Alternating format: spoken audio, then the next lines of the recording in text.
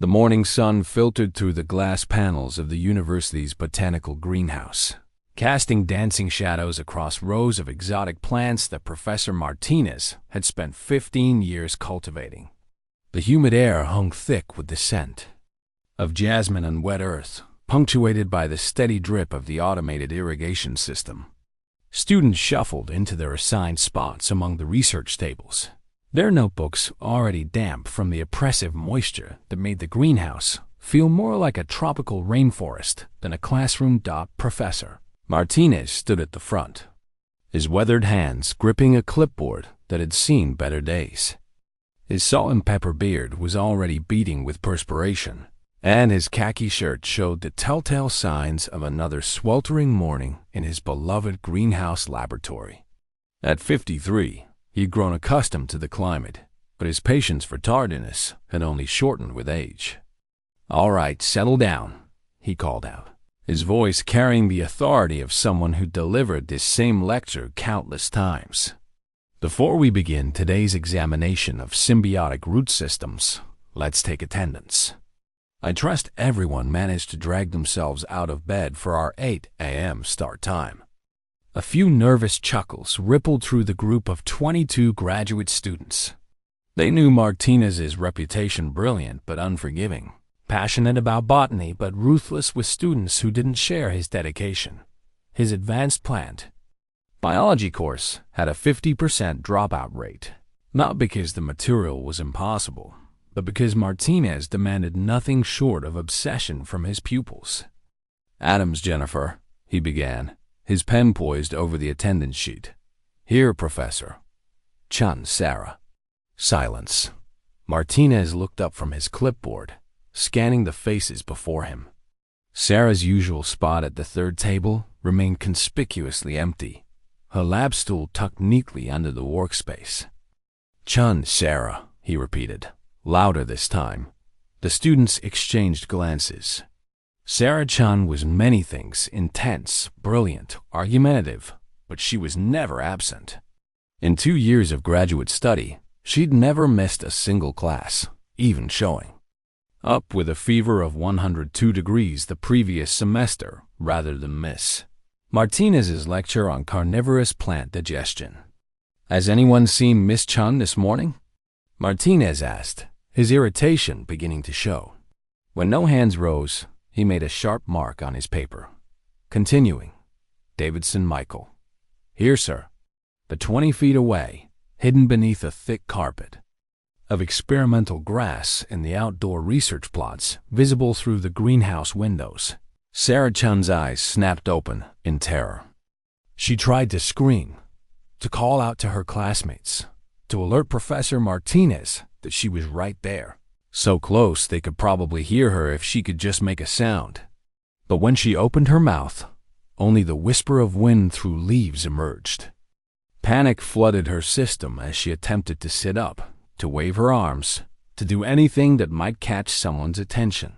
Instead, she felt her fingers sink deeper into the rich soil, felt the strange sensation of roots extending from her fingertips like some horrific parody of plant growth. Her last clear memory crashed back in vivid detail. The glowing serum she'd synthesized from rare plant enzymes. The desperate hope that she could prove her theories about plant consciousness. The burning sensation as the experimental compound coursed through her veins. "Evans, Patricia." Martinez's voice continued the roll call, each name driving home Sarah's isolation. "Present." Sarah tried to remember how long she'd been lying here. Time felt different now, measured not in minutes and hours, but in the slow rhythm of photosynthesis and the gradual shift of shadows across her transformed body. She thought it might have been 3 days since she'd injected herself with the serum in her secret basement laboratory. 3 days since she'd stumbled outside and collapsed in the experimental garden plots where she'd been conducting her unauthorized research. The irony wasn't lost on her. She was probably closer to Professor Martinez right now than any of his precious attendance-taking students, yet she might as well have been on another planet. To her strange new vision, which seemed to perceive light and movement through the grass blades themselves. She could see him clearly through the greenhouse windows.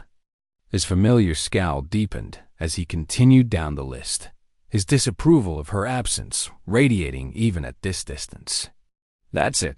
Automatic failure," Martinez announced suddenly, his voice sharp enough to cut through the humid air. The clipboard hit his desk with a satisfying thwack that made several students jump. "Miss Chun has now missed 3 classes this semester. 3. In my course, that constitutes academic negligence of the highest order." Sarah felt something that might have been tears, though she couldn't be sure if the moisture on her face was from crying or from the morning dew that seemed to be part of her now. She'd worked so hard to get into Martinez's program, had fought for 2 years to prove that her theories about plant consciousness weren't the ravings of an overeager graduate student. Every paper she'd submitted, every research proposal she'd defended, every late night spent in the greenhouse, cataloging cellular responses, all of it was about to be erased because she couldn't move, couldn't speak, couldn't prove that she was right there beneath his feet. "Perhaps this will serve as a lesson to the rest of you," Martinez continued, warming to his theme. "Science demands dedication. It requires sacrifice. It asks that you show up, day after day, ready to challenge your assumptions and expand your understanding. Miss Chun, wherever she is, has apparently decided that her beauty sleep is more important than her education." If Sarah could have laughed, she would have beauty sleep. She was currently more plant than human, her blood running green with chlorophyll, her consciousness somehow distributed through a network of roots and grass blades. She was living proof of everything Martinez claimed was impossible, and he was failing her for being absent. Through the greenhouse windows, she watched as Martinez turned to the whiteboard and began sketching the complex molecular structures they'd be studying today. His passion for the subject was evident in every precise line he drew, every enthusiastic gesture as he explained the intricate dance of nutrients and energy that kept plants alive. Sarah had always admired that passion, even when it came wrapped in criticism and impossible standards. The other students bent over their notebooks, dutifully copying Martinez's diagrams and hanging on his every word. Sarah recognized the eager faces: Jennifer Adams with her perfect handwriting, Michael Davidson, who asked thoughtful questions, Patricia Evans, who never spoke unless she was absolutely certain of her answer. They were good students, dedicated students, but none of them had been willing to risk everything for a breakthrough the way Sarah had thought as Martinez launched into his explanation of symbiotic relationships between plant roots and soil fungi. Sarah felt a strange resonance in her transformed body. She could sense the vast network of underground communication that connected every plant in the garden, could feel the chemical signals passing between root systems like whispered conversations. It was exactly what she'd theorized in her research, exactly what Martinez had dismissed as anthropomorphic nonsense just weeks ago. The morning sun climbed higher, its rays warming the greenhouse glass and the experimental plots where Sarah lay trapped. She could feel photosynthesis beginning in her transformed cells, could sense her new body drawing energy directly from the light. It should have been terrifying, but there was something oddly peaceful about it, something that made her understand why plants seemed so patient, so enduring. The peace was a luxury she couldn't afford. Somewhere above her, Professor Martinez was teaching her classmates about the very phenomena she was now experiencing firsthand. And somewhere in the distance, she could hear the approaching footsteps of what sounded like a search party. The first sign that something was seriously wrong came at 2:47 p.m. when Emma Rodriguez burst through the greenhouse doors, her usually perfect ponytail disheveled and her face flushed from running across campus.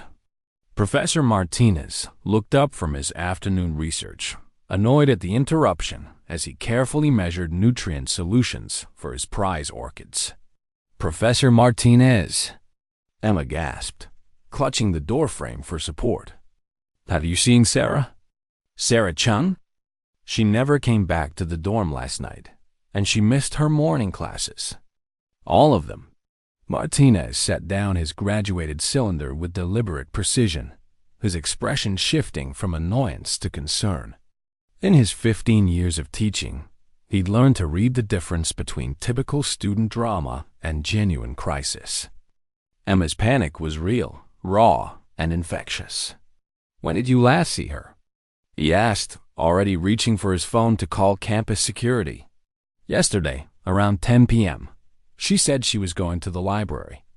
But Emma's voice trailed off as she noticed the attendance sheet still lying on Martinez's desk. Sarah's name marked with a harsh red X. "You failed her for being absent?" "Standard policy," Martinez replied, but his voice lacked its usual conviction.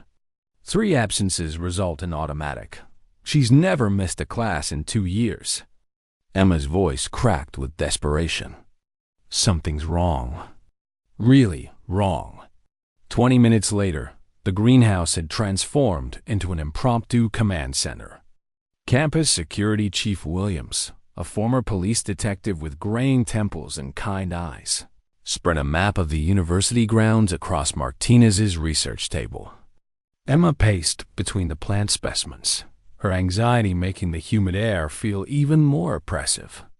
"We've checked her usual spots," Williams reported, marking locations with a red pen. Library, student center, her favorite coffee shop downtown. Her car's still in the parking lot. Keys in her dorm room. No activity on her credit cards or phone since yesterday evening. Martinez found himself studying the map with growing unease. He'd been teaching long enough to know that students sometimes disappeared for a few days, family emergencies, romantic getaways, mental health crises. But Sarah Chun wasn't that type of student. She was methodical, responsible, obsessively dedicated to her research. The kind of student who would call if she was going to be 5 minutes late, let alone miss an entire day. "What about the security cameras?" Emma asked, wrapping her arms around herself, despite the greenhouse heat. Williams nodded grimly. "That's where it gets interesting. We have footage of her entering the botanical research area at 11:03 p.m. last night. But we never see her leave." The words hung in the humid air like a physical presence. Martinez felt his stomach drop as he realized the implications. The botanical research area included not just the greenhouse, but the outdoor experimental plots, the equipment storage buildings, and the small basement laboratory where advanced students conducted independent research. "She has access to the basement lab," Martinez said slowly, pieces of a puzzle beginning to form in his mind. "She's been working on some kind of independent project down there. I gave her permission months ago, but I haven't checked on her progress recently." Emma's eyes widened. "She's been staying up all night working on something. She wouldn't tell me what it was, said it was too important to discuss until she had proof. She's been acting strange for weeks, excited but secretive, like she was on the verge of some major discovery." Beneath the experimental grass plots, Sarah felt the vibrations of their footsteps like thunder through the earth. The search party was so close she could sense their body heat, could feel the electromagnetic signatures of their cell phones and the metal buckles on Williams' utility belt. She tried desperately to move, to create some disturbance in the soil that might catch their attention, but her body remained stubbornly rooted in place. The transformation had progressed since morning. What had started as root-like extensions from her fingers had spread throughout her circulatory system. She could feel her blood moving differently now, carrying nutrients and chemical signals the way plant sap moved through stems and leaves. Her consciousness seemed to be expanding too, connecting with the vast underground network of roots and fungi that linked every plant in the garden. Through this network, she could sense things that should have been impossible. The stress hormones radiating from Emma's body, the guilt and growing concern emanating from Professor Martinez, the methodical determination of the security chief as he organized the search.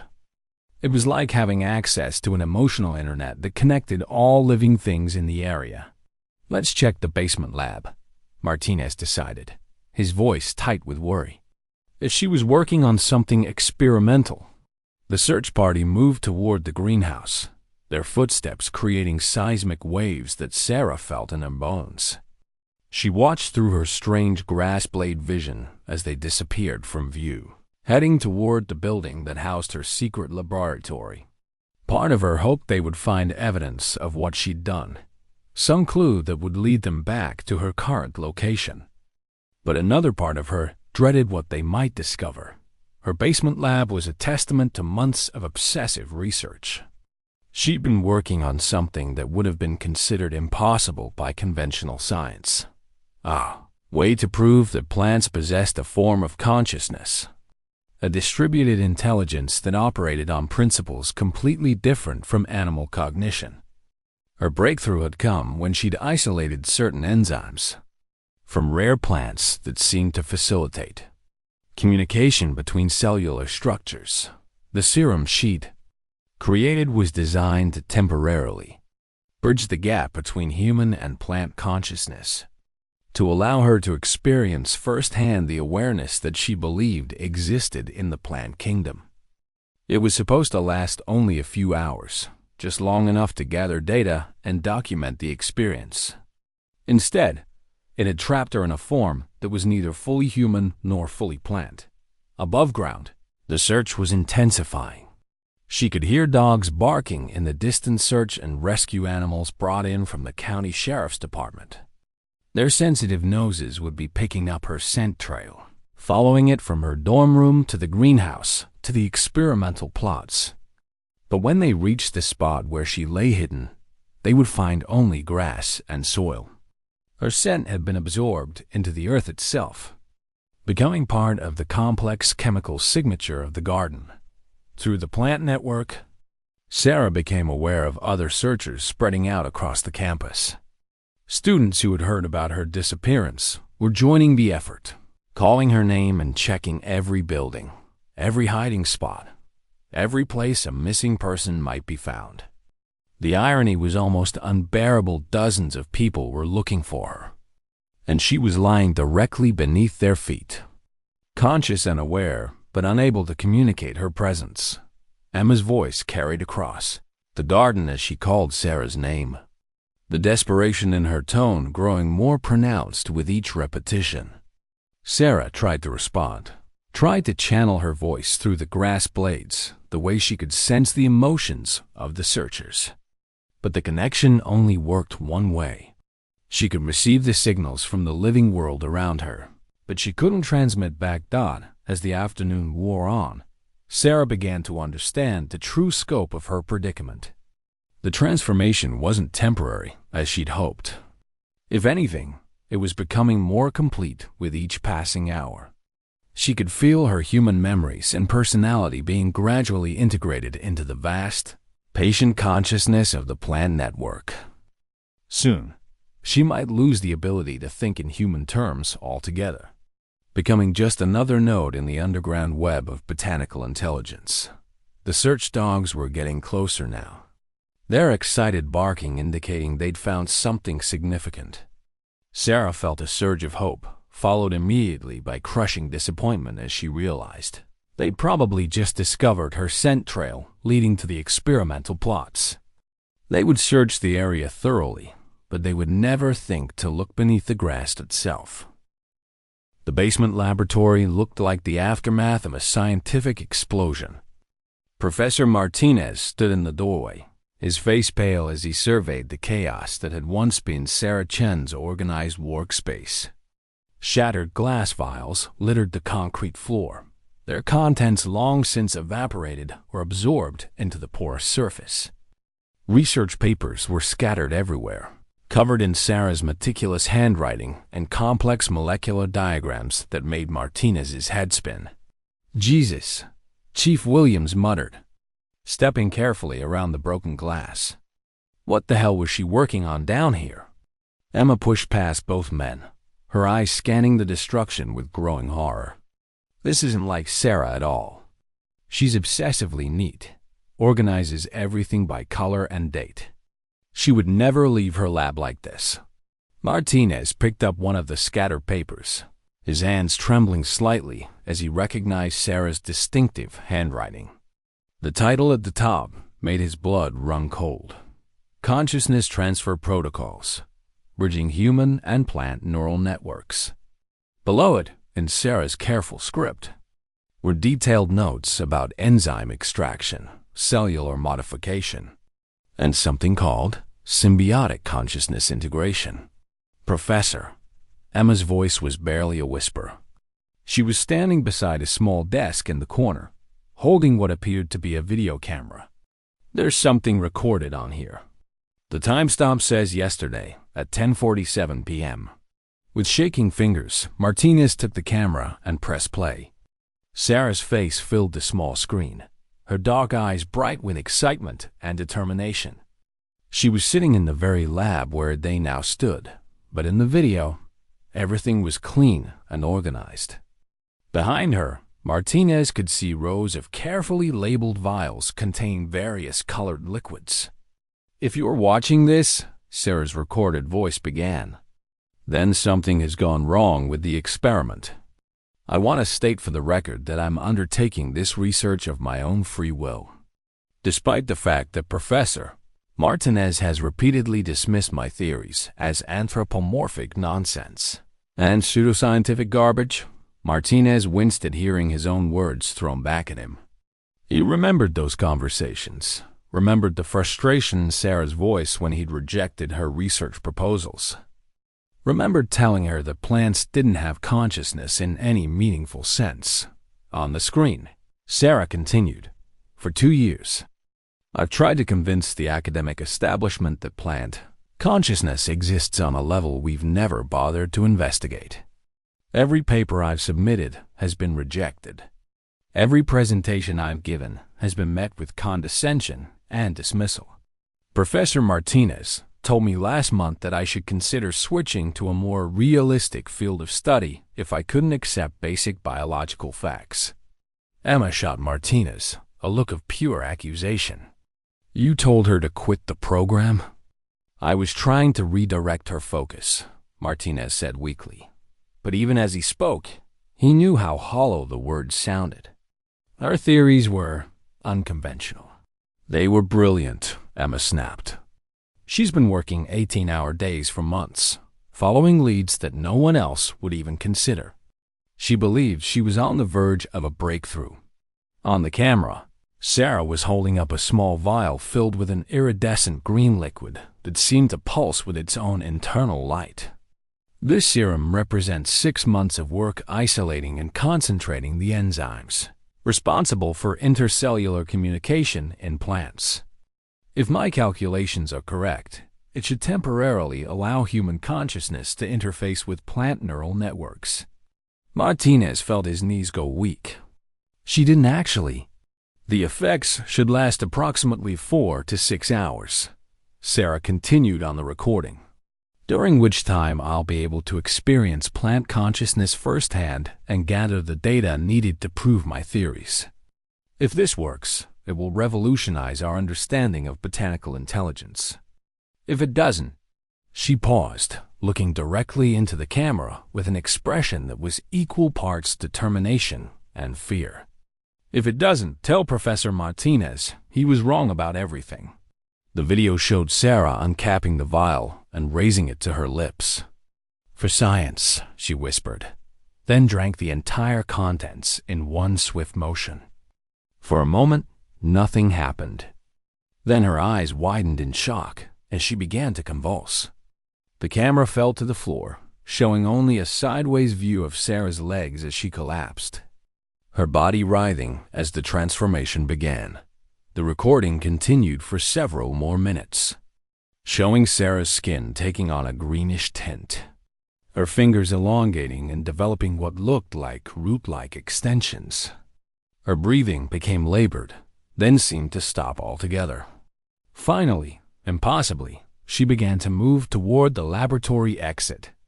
crawling on hands and knees, leaving a trail of disturbed soil behind her. The video ended abruptly. The three searchers stood in stunned silence, the implications of what they'd witnessed slowly sinking in. Martinez felt a crushing weight of guilt settling on his shoulders. His dismissive attitude, his academic arrogance, his refusal to take Sarah's work seriously, all of it had driven her to this desperate experiment. "We need to find her," he said, his voice hoarse with emotion. "If she made it outside after taking that serum." "The experimental plots," Emma said suddenly. "She's been doing unauthorized research in the outdoor gardens for months. I caught her out there at dawn a few weeks ago, taking soil samples and measuring root growth patterns." They raced up the basement stairs and out into the afternoon sunlight. The experimental plots stretched across nearly an acre of carefully maintained research space, divided into dozens of sections where different plant species were studied under controlled conditions. Martinez had always been proud of this area. It was his domain, his living laboratory where he'd made some of his most important discoveries. Now it felt like a potential crime scene. Chief Williams called for additional search teams while Martinez and Emma began systematically examining each plot. They looked for any sign of disturbance, any indication that someone might have collapsed or been buried in the rich soil. The search dogs arrived 20 minutes later, their handlers directing them to follow Sarah's scent trail from the basement laboratory. The dogs led them directly to a section of experimental grass that Martinez had been using to study root communication networks. The irony wasn't lost on him. Sarah had been researching the same phenomena, just from a radically different perspective. The animals circled the area excitedly, whining and pawing at the ground, but they couldn't seem to pinpoint an exact location. "Her scent just stops here," one of the handlers reported, confusion evident in his voice. "It's like she vanished into thin air." Martinez knelt in the grass, running his hands through the thick blades. The soil felt normal, showed no signs of recent disturbance. But something nagged at him, some detail that didn't quite fit. The grass in this section seemed unusually lush, more vibrant than the surrounding areas. The root system appeared more complex, more interconnected than his research notes indicated it should be. "Sarah," he called out, feeling foolish but desperate. "Sarah, if you can hear me, give us a sign. Anything." Beneath his knees, Sarah felt his voice like a physical force, the vibrations traveling through the earth and into her transformed nervous system. She tried to respond, tried to move the grass blades or disturb the soil, but her connection to her human body seemed to be fading with each passing hour. The plant consciousness was stronger now, more insistent, pulling her deeper into the vast network of botanical intelligence that connected every living thing in the garden. She could sense Martinez's guilt and desperation, could feel Emma's grief and fear, could perceive the confusion of the search dogs as they tried to follow a scent trail that had literally been absorbed into the earth.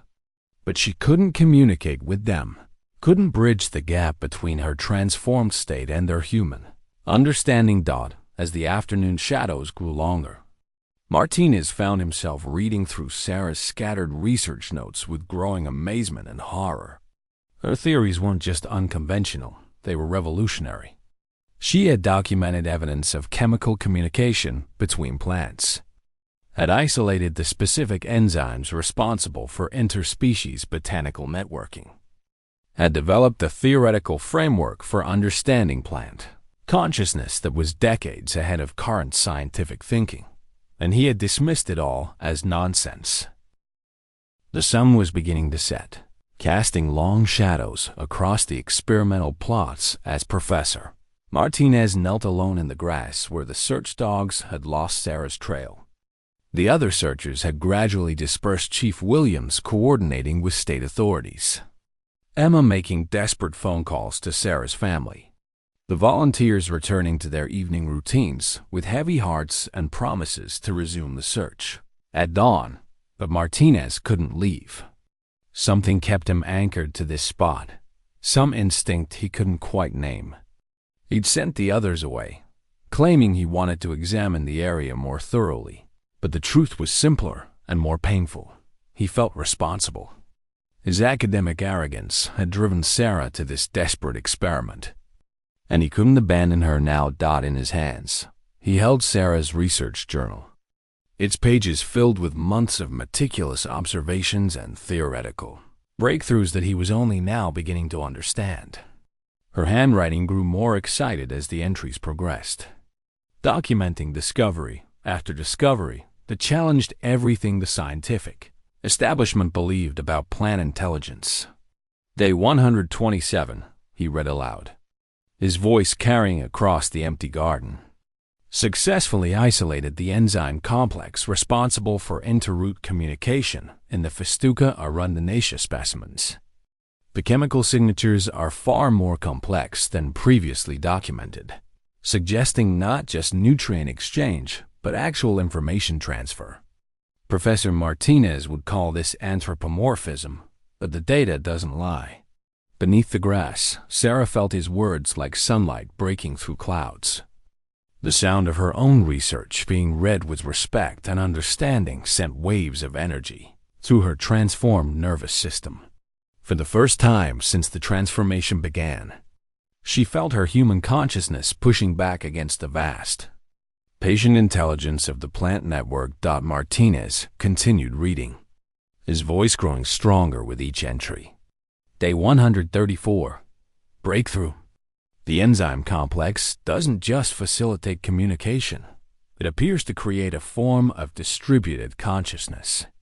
Each plant in the network maintains individual identity while participating in a larger collective awareness. It's like discovering that forests are actually superorganisms with their own form of intelligence. Day 141. Professor Martinez rejected my latest research proposal today. He said I'm projecting human characteristics onto simple biological processes and suggested I consider switching to a more grounded field of study. He doesn't understand that I'm not anthropomorphizing. Plants, I'm discovering that consciousness itself is far more diverse and distributed than we ever imagined. The guilt in Martinez's voice was palpable as he read his student's words. He remembered that conversation, remembered the dismissive way he'd waved off her research, the condescending tone he'd used when explaining why her theories were impossible. At the time, he'd thought he was being a responsible mentor, protecting her from pursuing a dead-end line of inquiry. Now he realized he'd been protecting his own narrow worldview from ideas that challenged everything he thought he knew. Day 156. I've synthesized a compound that should temporarily bridge human and plant consciousness. The theoretical framework is sound, but the practical applications are untested. If this works, I'll be able to experience plant awareness firsthand and gather the empirical evidence needed to validate my research. If it doesn't work, Martinez's voice trailed off as he reached the final entry. If it doesn't work, at least I'll have tried to prove that consciousness is bigger and more beautiful than any of us imagined. Sarah felt tears that weren't quite tears, moisture that might have been dew or the plant equivalent of emotion.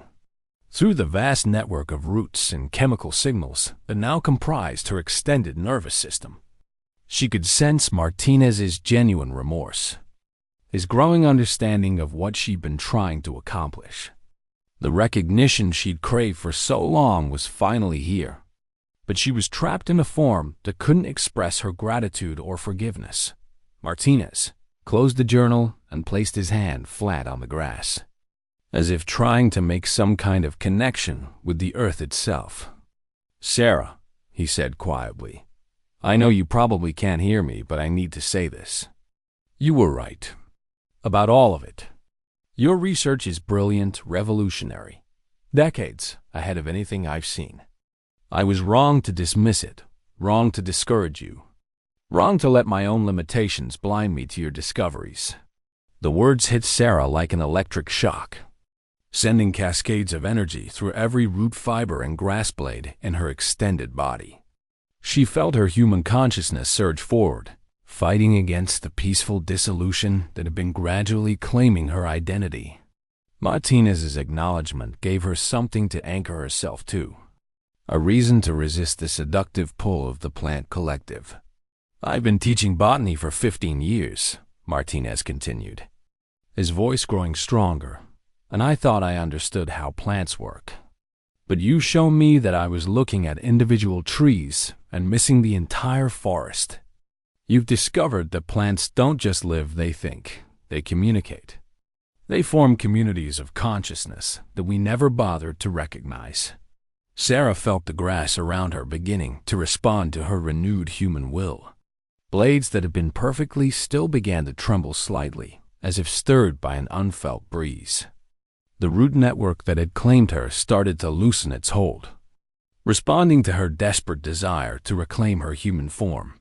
"Your research about distributed consciousness, about the enzyme complexes that facilitate plant communication, it's going to change everything. Universities will rewrite their botany curricula. Researchers will spend decades following up on your discoveries. You've opened a door to understanding consciousness itself in ways we never imagined possible." The trembling in the grass became more pronounced. Martinez noticed it now, his eyes widening as he watched the blades around his hands begin to move in patterns that seemed almost purposeful. He leaned closer, his heart racing as he realized that something impossible was happening. "Sarah?" he whispered. "Is that you?" The response was immediate and unmistakable. The grass parted like curtains, revealing rich dark soil that began to shift and heave as if something was pushing up from below. Martinez scrambled backward, his scientific mind struggling to process what he was witnessing, but he didn't run. Whatever was happening, whoever was emerging from the earth, he owed it to Sarah to stay and witness the impossible. A pale hand broke through the surface, fingers still trailing root-like extensions that snapped and fell away as they hit the air. Then an arm, then a shoulder, and finally, Sarah's face emerged from the soil, dirt cascading from her dark hair like a waterfall of earth. Her skin still showed faint traces of green veining, and her eyes held flecks of gold that seemed to capture and reflect the last rays of sunlight. She sat up slowly, her movements careful and deliberate, as if she was remembering how to control a human body after days of existing as something else entirely. Root fragments fell from her clothes and skin, and when she breathed, Martinez could swear he heard the whisper of wind through leaves. "Professor," she said, her voice carrying harmonics that seemed to resonate with the natural world around them, "I'd like to submit my final project." She held up a handful of soil that glowed with the same iridescent energy as the serum she'd consumed in her laboratory. But this wasn't just dirt.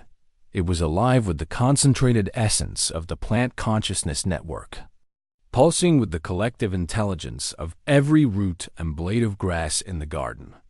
Martinez stared in awe and terror, his worldview crumbling and rebuilding itself in the space of a heartbeat.